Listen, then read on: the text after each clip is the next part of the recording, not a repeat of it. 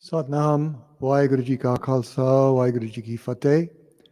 Welcome to another session in our ongoing series. And today we are doing the third episode of the series, Roots of Sikh Dharma. So if you are new to this program, I want you to be aware that there are several different programs that we're alternating throughout these weeks. And the Roots of Sikh Dharma is just one of, as I say, several programs. Excuse me. And the other programs that we're doing are Home Kirtan and Chat, which is a program where we listen to music and live music and interview a kirtan musician or band. And that program is coming up in 2 weeks. We won't be having a session next week, but on the 23rd of December, we will have, as you see along the bottom of the window, we're going to have the band Mardana as our guests. They will play music and we'll talk with them.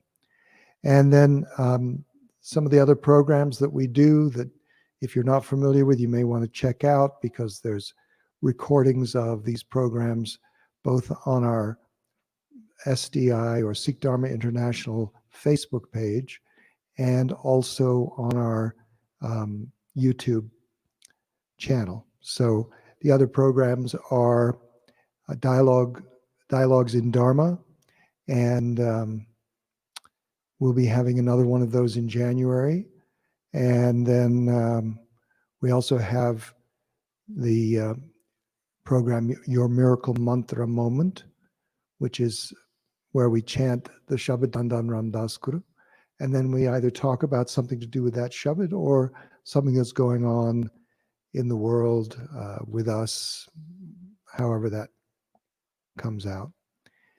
And so I hope you'll check out our programs.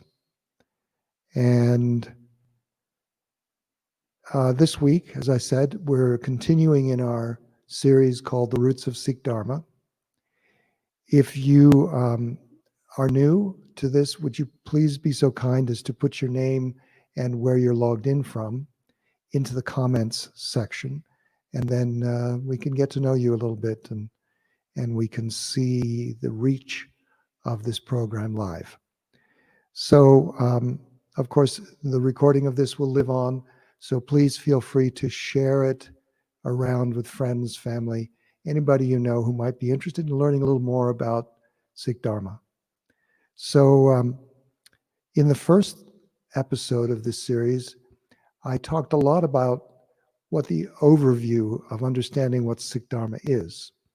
And then in the second episode, I covered the history and the significance of the first Guru, Guru Nanak. And today we're going to look at the lives and significance of the Gurus that came after Nanak, from the second Guru through the 10th Guru. And so we're going to dive into that. And if you have questions along the way, feel free to post them in the comments area. If I don't see them right away, we'll definitely make some time toward the end to take some questions there. So let's dive right into this. And so I'm going to share my screen here and bring up, I'm going to let go of my image and just go here. Okay, good. So as I said, this is the third episode where we're focused on the history of the Sikh Gurus after Nanak. So this is a fairly old image, painting.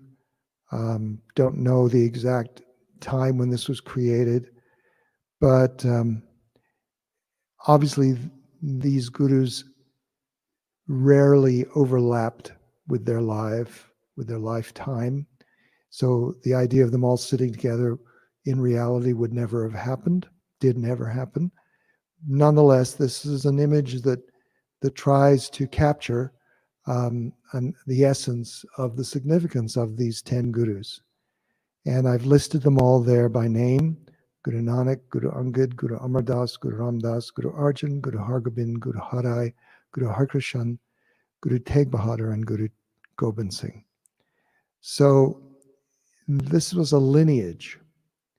And we're going to talk about each of the gurus, but we're also going to talk in general terms as well about how the cumulative significance of the gurus was perhaps even more impactful than any one of the gurus in of themselves. And the span of from beginning to the end of the impact as the 10 gurus was 239 years. And so bear in mind that all the images that I'm showing you today are not historically correct. There are some images that may be somewhat more believable for the 10th Guru, Guru Gobind Singh, but mostly we don't have any images that were made in the time of the life of each of these gurus. And so these are imagined, sometimes from some descriptions that people may have left in some journals or some other historical document, but it's still the artist's imagination, their best understanding of what the gurus might have looked like. So let's move on. And I'm not going to spend a lot of time on this, but this gives us a little overview of that span of time from Guru Nanak. So he was born in 1469, but he became Guru around 1500, 1506 perhaps, when he had the experience of what we call the Jal Samadhi, where he went into the river, disappearing for 3 days, but when he reappeared, coming back into this world in an ecstatic state, having been in an experience of merger with the divine, of being in the presence of the divine, personification of the presence of the divine, so that there was an exchange of information. Guru Nanak was given the mission to spread truth, and that's what he did from that day forward. And so it's from that day that we mark the guruship of Guru Nanak. And then at the end of his life is the beginning of the guruship of the next guru. And that situation continues throughout the rest of the 10 gurus. So at the end of his life in 1539, then Guru Nanak passed his light, his spiritual essence, onto a devotee whose name became Guru Angad. He was by Angad before, and then once he became Guru, he was known as Guru Angad. And so that happened in 1539, and we can see that each of these bars are representing their actual lifetime, but where the end of the bar for the preceding guru ends is where the guruship of the succeeding guru begins. And so we see they each overlap, some more than others.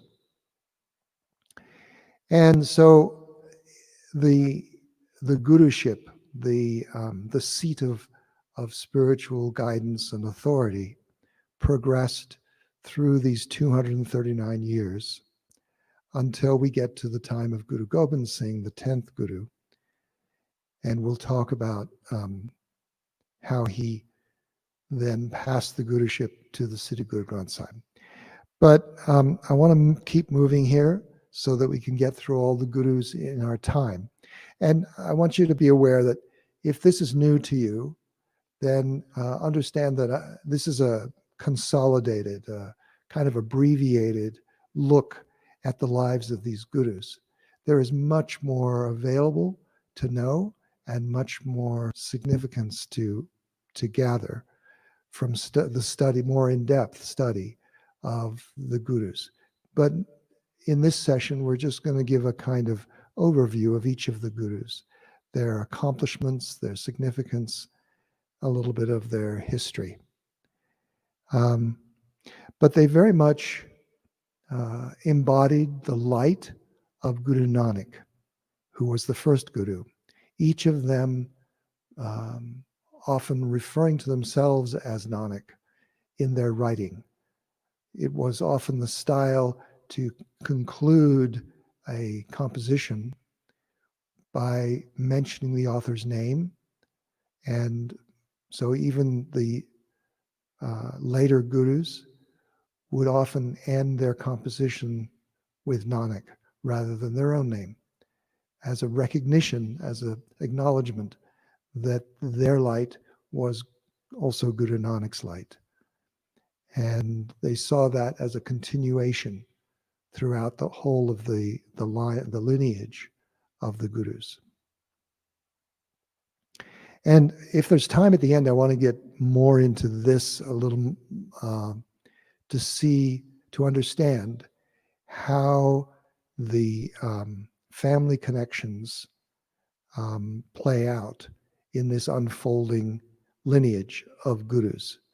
But just to say that the first four gurus, that's Guru Nanak, Guru Angad, Guru Amardas, and Guru Ramdas, were not related by blood. They were generally devotees who had distinguished themselves as having great spiritual dedication and devotion, and so they became the next guru. However, after the time of Guru Ramdas, then Guru Ramdas's son, Arjan, became the next guru, and all the other gurus were in some way related to the family of the gurus. So, and we can get into that in more detail, as I say, if there's time at the end. So we did talk quite a bit about Guru Nanak in the previous episode of this series, so I'm not going to spend a lot of time here. Just to remind you a little bit, there's this line from Bhai Gurdas where he says, Kal Yuga Babe Tariya Satanam Paramantar Sanaya Kalataran Guru Nanak Aya. Guru Nanak saved the people of the dark age, Kali Yuga, and he taught the mantra Satanam. Guru Nanak came to save the people of the dark age, the Kali Yuga. And we're still in that Kali Yuga. So the fact that his teachings are still relevant and impactful is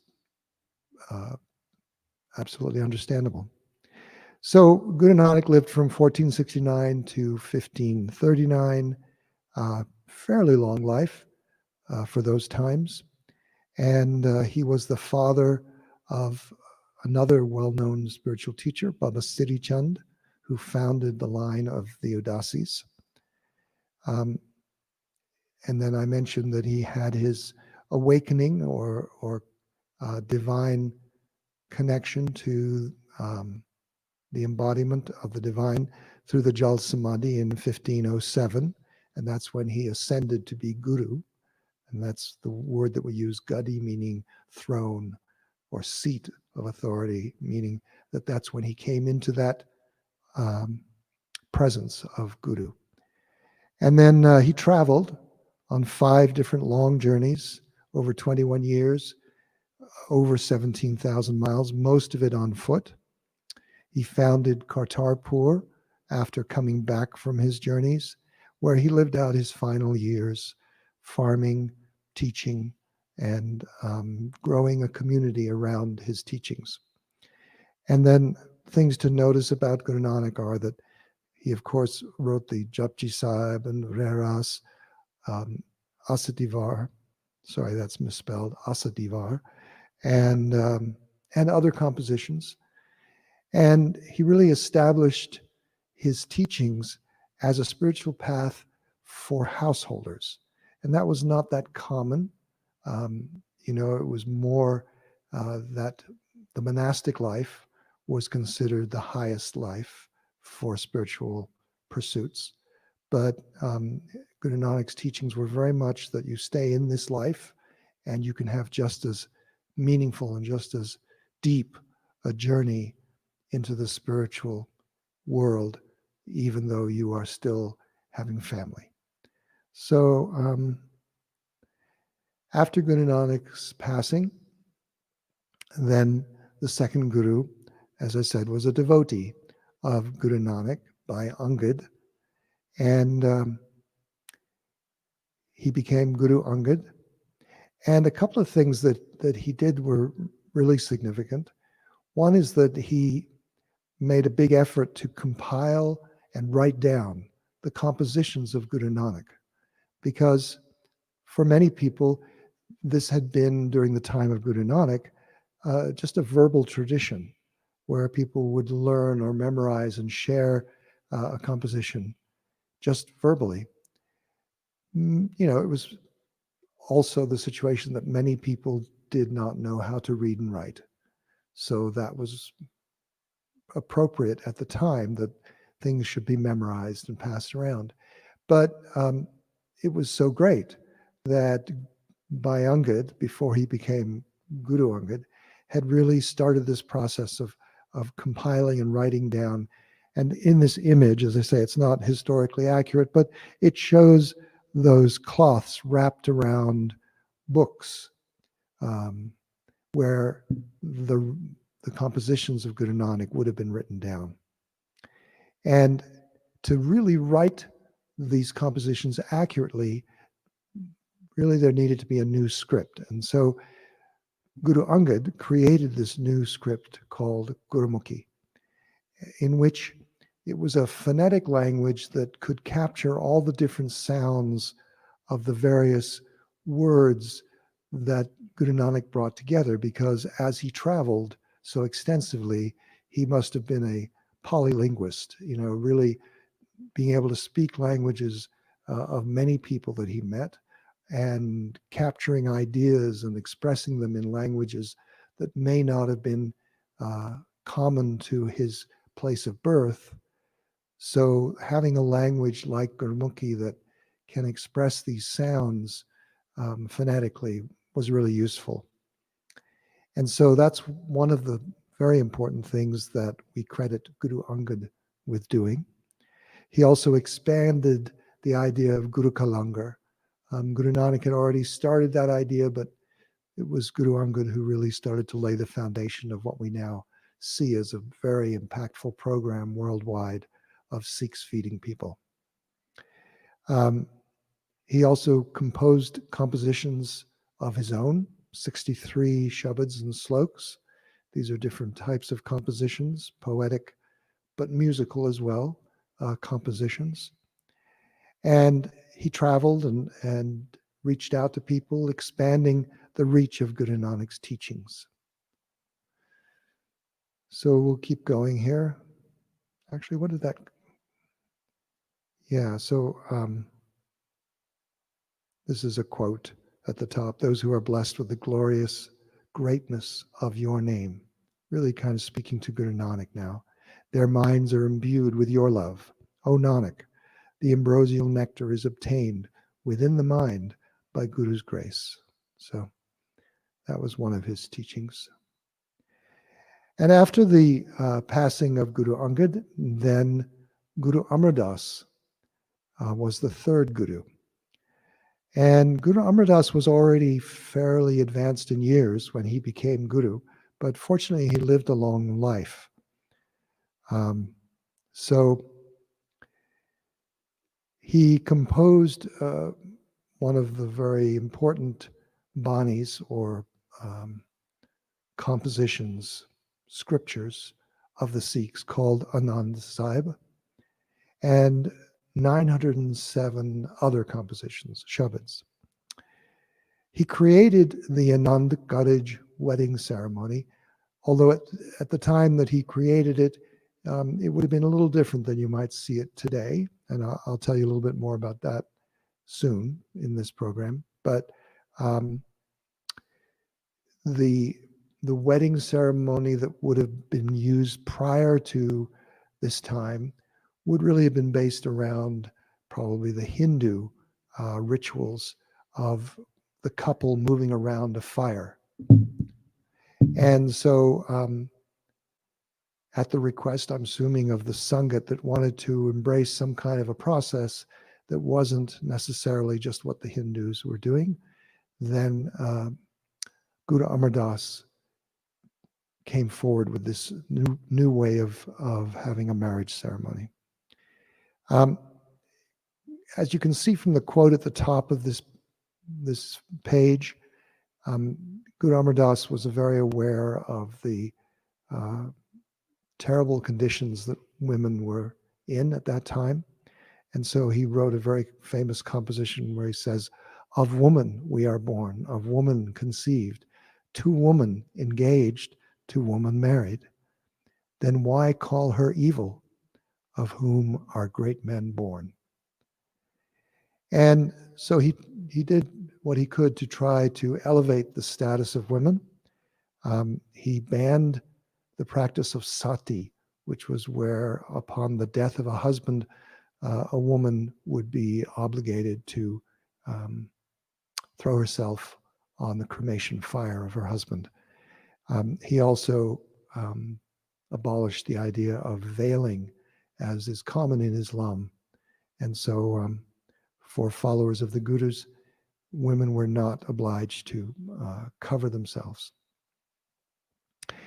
And in order to further underscore the idea of Guru Ka Langar and humility, in that in the Guru Ka Langar there is only one place to sit, all on the same level, everybody together, no matter your caste or elevated status, you would all sit on the floor. And so to enforce that, Guru Amardas declared that in order for anyone, prince or pauper, to come and have an audience with him, they would first need to go and sit in the langar and take food with everyone else at the same level, as an act of humility. So let's now move on, and we now come to the fourth Guru, Guru Ramdas. And he's known for many things. This quote that is up there is one of the important teachings that we remember Guru Ramdas for. He says, "One who calls himself a Sikh of the true Guru shall get up in the early morning and meditate on the Lord's name, bathe daily in the ambrosial pool, and following the Guru's instructions, chant Had Had, the name of the divine. All indiscretions, misdeeds, and negativity shall be erased." This is from the Shabad, Guru Satguru Kajo Sikakai. Anyway, so Guru Ramdas was a devotee of Guru Amardas, and he was honored by being engaged and then married to the daughter of Guru Amardas. And while Guru Amardas was still alive, he tasked young, he was named Jeta at the time, before he became Guru Ramdas. He tasked him to go and find a suitable place to create a new seat. Guru Amardas had been living in, it's here somewhere. Sorry, I don't have it in front of me. Famous place. I can't think of it right now, and I'm sure somebody's going to put it in the comments in a moment, where Guru Amardas had been residing, and there's a famous well there. And so Guru Amardas tasked Jeta to go and find a new place, which he did. And so he established this new place. It became initially called Ramdaspur, but later, now the city we call Amritsar. Guru Ramdas, when he started to have a family with Bibi Bani, it was established that he would then declare the next guru to be from his family. And so hence started what we can sometimes describe as the Sodhi dynasty. The Sodhi was the family name. Anyway, famously, Guru Ramdas composed the Lavan, which is used now. This is what I was going to tell you about the wedding ceremony, because at the time of Guru Amardas, when he conceived that Anand Cottage, there didn't exist this Bani, the Lavan Sahib. So Guru Ramdas created that, and it was used in his wedding, and henceforth in all Anand Cottage weddings, the Lavan has been used from that point, recited as the couple goes around in current times the Siddhi Guru Granth Sahib. Guru Ramdas also composed over 688 other compositions, shabads. He designed the initial design for the Hari Mandir Sahib, the Golden Temple. And even though it didn't get built in his lifetime, the town itself was established, and even the tank was started to be dug so that the temple could be placed in the middle of the tank. So there are a lot of stories that we can get into, but I'm going to have to keep moving along here, and we might get to some of those stories at the end if there's time. And now the fifth guru was actually the youngest son of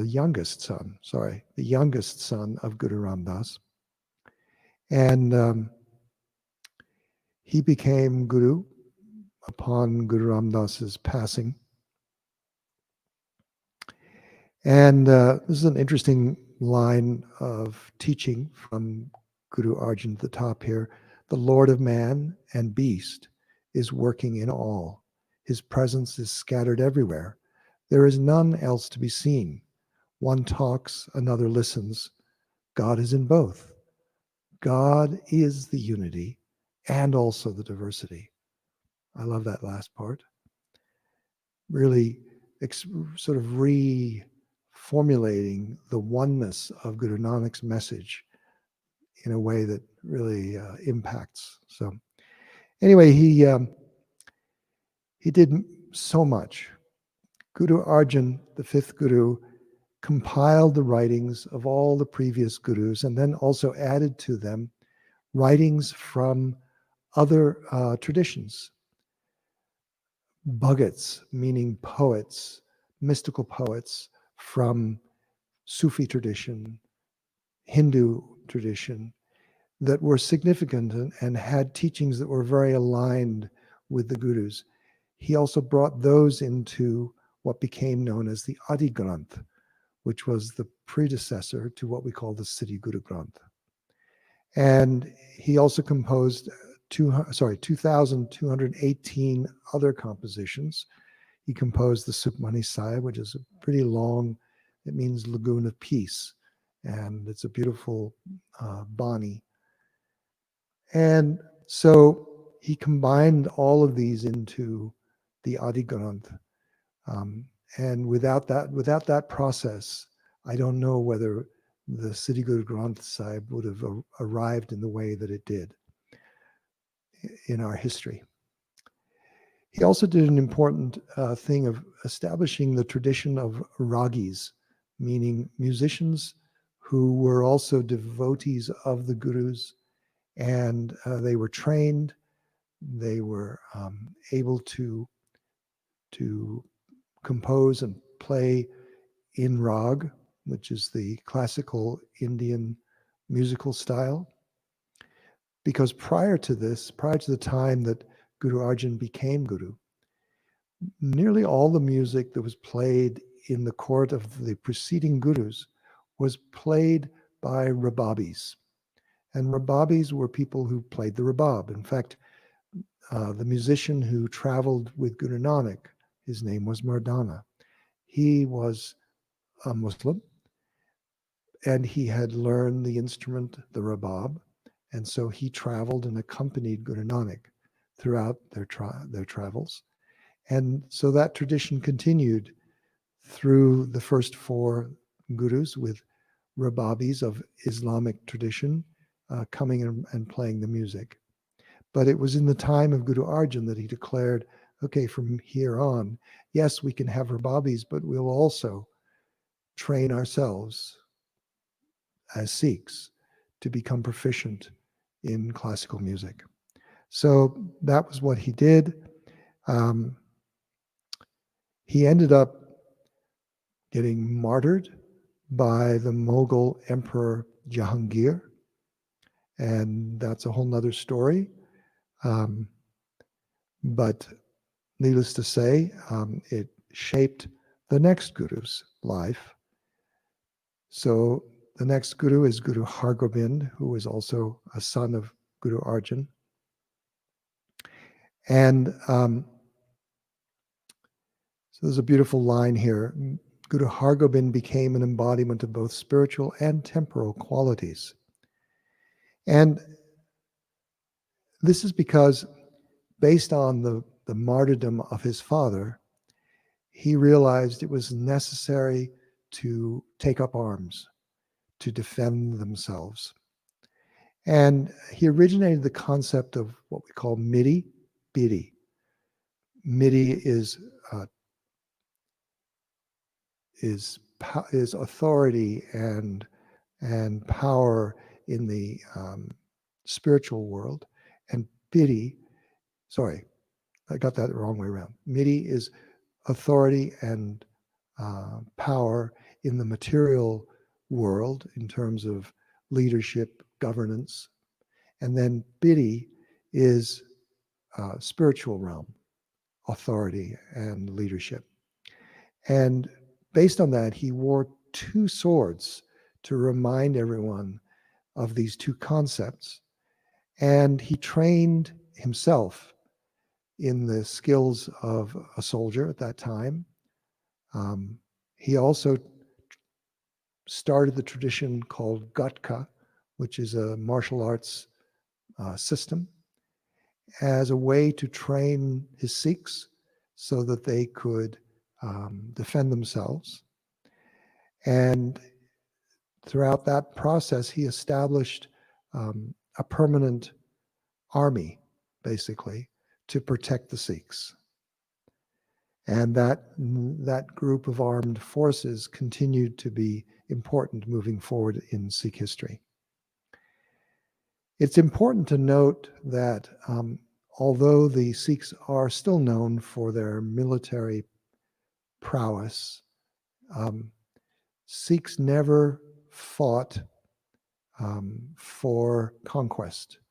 They never fought to gain lands, property, or wealth. Their stand was always to defend themselves and others who could not defend themselves. Guru Hargobind, during his time, established what we call the Akal Takht, which is still there next to the Harimandir Sahib, as a symbol of authority, of leadership. And he was also a poet and a musician, and he, in his musical pursuits, invented a new musical instrument called the taus, which is still played today by classical musicians in India. All right, moving along. So now we are at the time of the seventh Guru, Guru Harai. And Guru Harai, kind of as the pendulum sometimes swings in our lives, Guru Harai tended to be a man of peace and emphasis on peace and harmony. He was a very well-known healer. He had an extensive herbal garden that was renowned for having rare healing herbs that he made available to people. famously healing the emperor's son at one point. And even though he was known for peace and peaceful relations with all the various powers around him in India at that time, he still maintained the armed forces that his father had established. And perhaps that was one reason why he was able to maintain the peace, that people knew that he had the might to defend himself should he be attacked.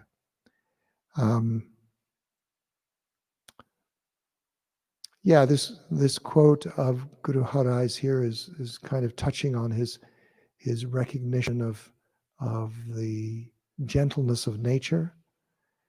Man breaks flowers with one hand and offers the flowers with the other hand, but the flowers perfume both hands alike. All right, we're going to move on now to the 8th Guru. And the most significant thing about the 8th Guru is that Guru Harai died fairly suddenly and at a fairly young age. And so his next descendant was only 5 years old, who became known as Guru Harkrishan. So he became Guru at a very young age. And people challenged that process. They thought, how could someone so young be the embodiment of spiritual knowledge and wisdom? And people would challenge him. And famously, the stories go that, he said, well, find the least likely person to know anything about spiritual matters.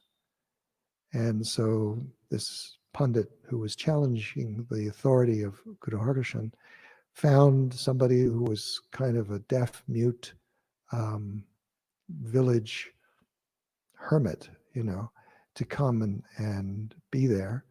And it is said that Guru Harkrishan touched this poor man, and he became very adept at giving discourse on spiritual matters in an instant.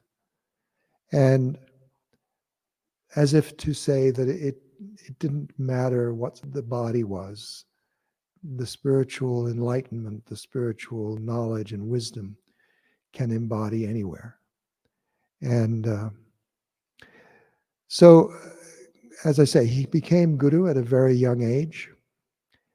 And within a short order, he was summoned to Delhi to appear before the emperor.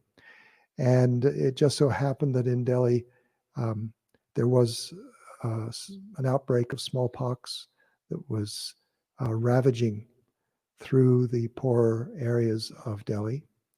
And while he was in Delhi to see the emperor, he also took time to go out and try to comfort those who were suffering from smallpox. In the end, he developed smallpox himself and died, even though his efforts did lift people and even heal people. So he died at a very young age. So he was only 8 when he died, so a very short lifetime of service to the seat of the Sikh Gurus. We go on now to the 9th Guru, Guru Tegh Bahadur. And this is a quote at the top from his son, Guru Gobind Singh, the 10th Guru, saying, upon Guru Tegh Bahadur's departure, meaning his death, to God's realm, there was dismay in the world. And this world cried, alas, alas. But the heavens sang, glory, glory. And these are famous lines I'm just trying to remember them. Guru Tegh Bahadur Sikriya.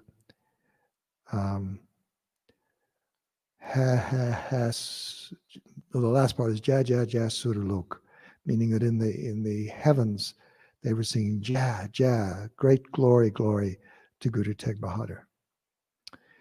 Anyway, so Guru Tegh Bahadur, his coming onto the seat of the Guruship was a little bit fraught with controversy, or at least some misunderstanding with people. So when Guru Harkrishan passed away, he was quite ill, and the only thing that he could say when people were asking him, well, who's next? And he said, Baba Bakala. And so referring to a place, a village called Bakala. And there immediately became many false prophets springing up, declaring themselves to be the next guru in this village. And so it was very hard to figure out who was guru. And I don't have time right now, but there's a famous story about a man named Makhan Shah, who was saved from a shipwreck, and in that moment he declared he would pledge 500 gold coins to the Guru if he saved it and his ship. He traveled to Bakala, and as a test, before all the other false prophets, he put 2 gold coins, and that was so, in itself was so grand that all the other false prophets gave him lots of praise and said thank you. But when he put those 2 gold coins before what is now Guru Tegh Bahadur, Guru Tegh Bahadur berated him and said, wait a minute, you told me you were going to give me 500 coins. Where are they? So, of course, Makhan Shah then proclaimed that he had found the Baba Bakala, the next Guru. And so indeed, Guru Tegh Bahadur was acknowledged. And he went on to do important things. He founded the city of Anandpur Sahib, which is still there today, and a very important sacred city to the Sikhs. Much history there, especially relating to Guru Gobind Singh, the next Guru. He composed 116 shloks, which are actually added to what was the Adi Granth. And Guru Gobind Singh, the 10th Guru, embodied those shloks at the end of the Adi Granth, and then it became known as the Sri Guru Granth Sahib. Famously, Guru Tegh Bahadur defended the rights of Kashmiri Hindus who were being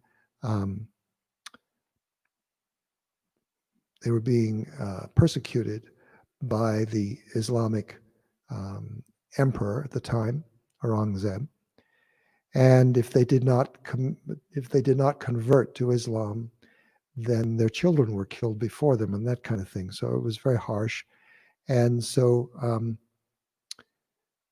the Kashmiri Hindus came before Guru Tegh Bahadur saying, please, can you help?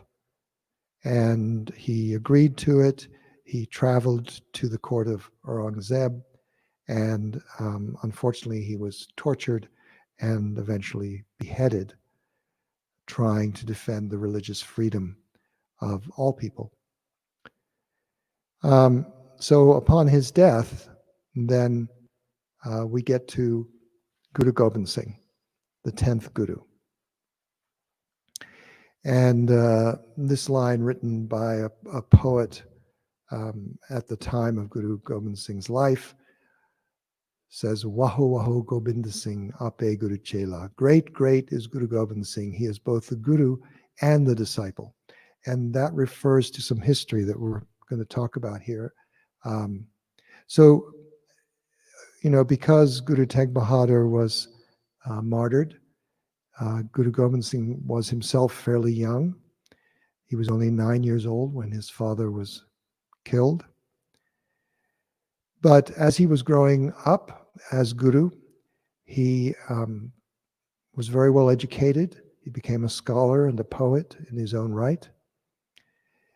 He also, in his court, he was a patron to many poets and scholars from various traditions, not just Sikhs. And then later in his life, he of course was married, and he had 4 sons. Unfortunately, 2 of them were killed in battle, and 2 of them were captured, tortured, and died. He created the Khalsa, which is a group of Sikhs who have made a deeper commitment to follow the path of Sikhi, of Sikh Dharma. And in doing that, he established what we call Kande di Phol, the Amrit ceremony.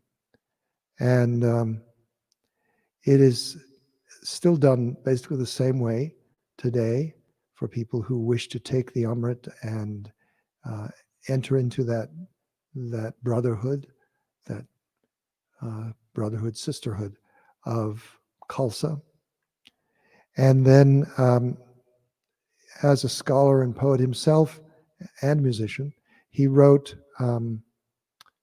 many important compositions.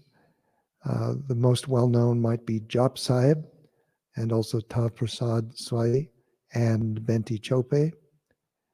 He also wrote an extensive autobiography called Bachitra Nanak, which, along with many of his other writings, is compiled into what we call the Dasam Granth, meaning the 10th, or the Granth of the 10th Guru.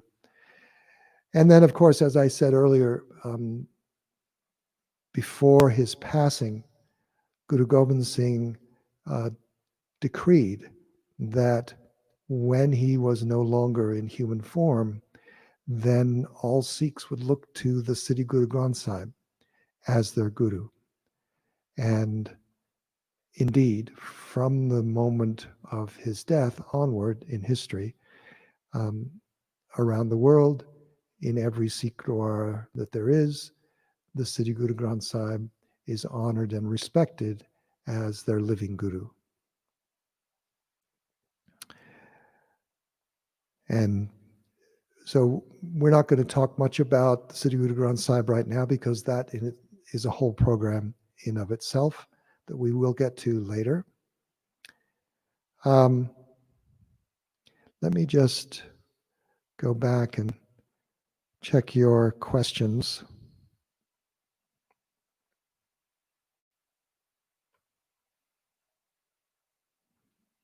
It's great to see so many of you here that I know from other programs.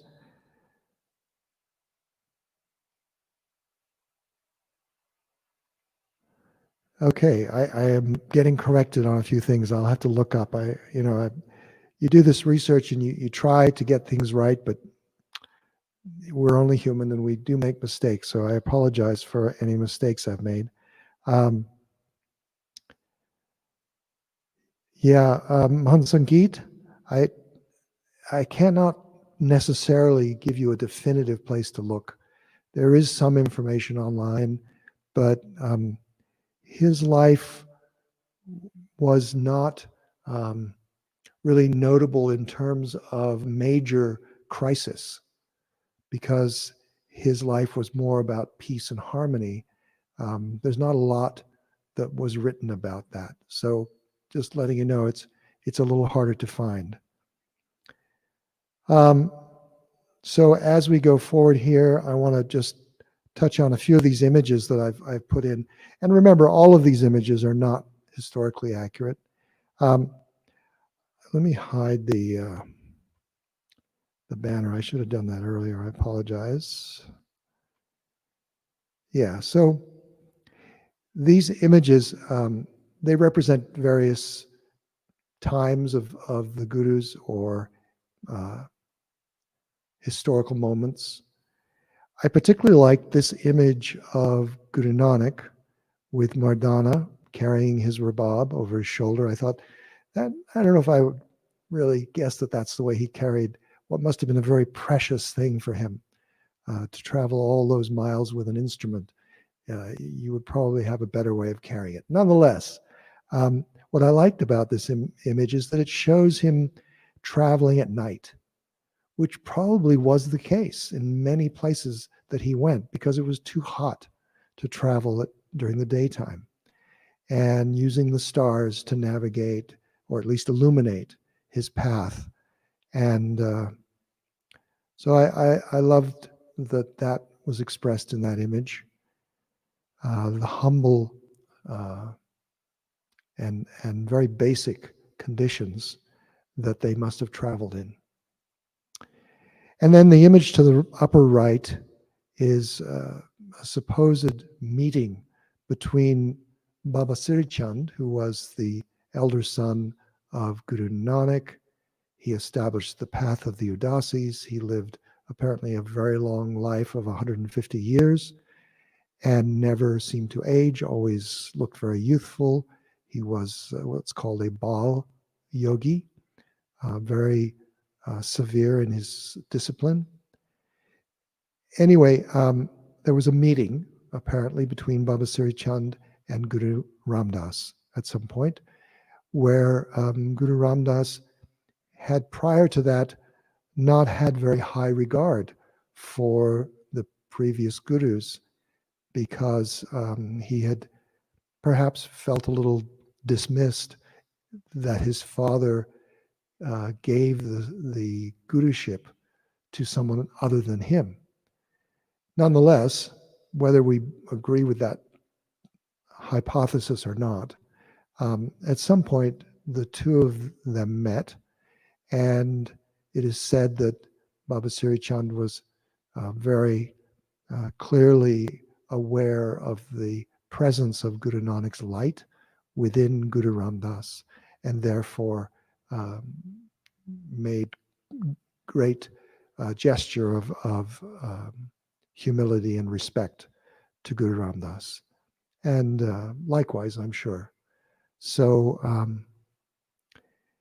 that was just a piece of history there. And then the lower image is Guru Arjan compiling the writings of the various gurus into the Adi Granth as he oversaw the construction of the Golden Temple, the Hargobind Sahib.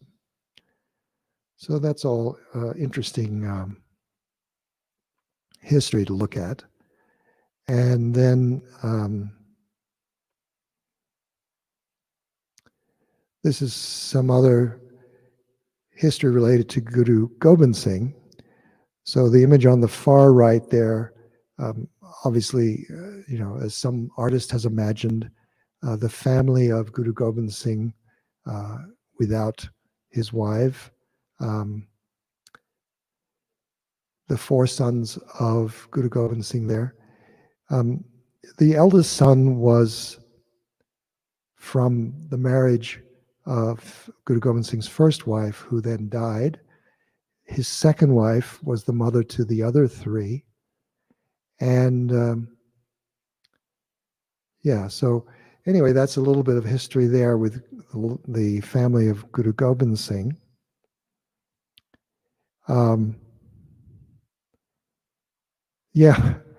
So there are stories about Guru Gobind Singh having really long arms, as Pratipal Manku has referred to. I don't know how to substantiate that. Whether he did or not, it's hard to know, but there are those stories out there. And then we have the image on the upper left of perhaps the first Baisakhi, when the Amrit was made. So the first Baisakhi, of course, Guru Gobind Singh made the Amrit, the first one himself, chanting the Banis as he stirred the Amrit, and then distributed the Amrit to what became known as the Panch Pyare. And here that image is showing the Panch Pyare then making the Amrit, which then in the lower image is being given to Guru Gobind Singh. And that's the point of that quote that I shared earlier, Wahu Wahu Gobind Singh Ape Guru Chela, meaning that not only did Guru Gobind Singh distribute the Amrit to the Khalsa, to the Panch Pyare, but then he also asked that he be initiated into the body of the Khalsa with that same process of Amrit. And so it shows him there receiving the Amrit from the Panch Pyare. And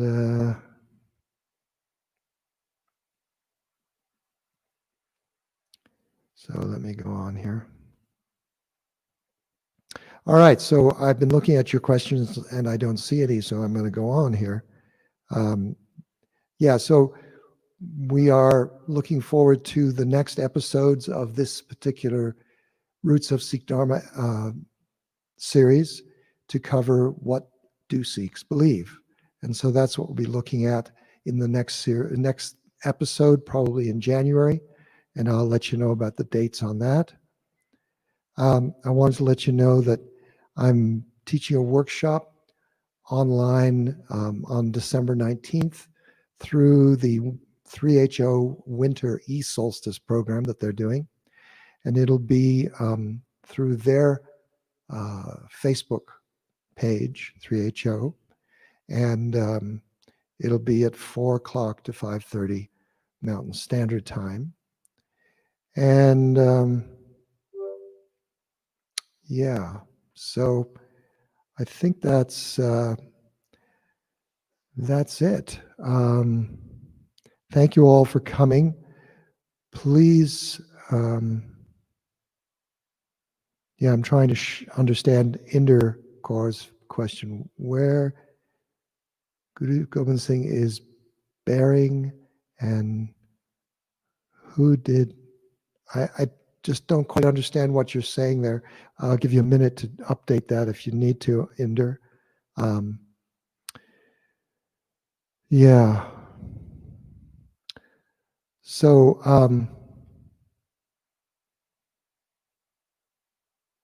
yeah, all of this question about the length of Guru Gobind Singh's arms or one of his son's arms, don't know anything that I can refer you to that is reliable.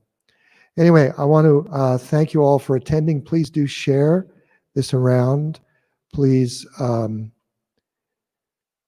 back on the 23rd of December, where we will have the Home Kirtan Chat program with the Kirtan group Mardana. They're from Germany. They will play Shabad. They will talk about their music, their recordings. You might want to check it out ahead of time.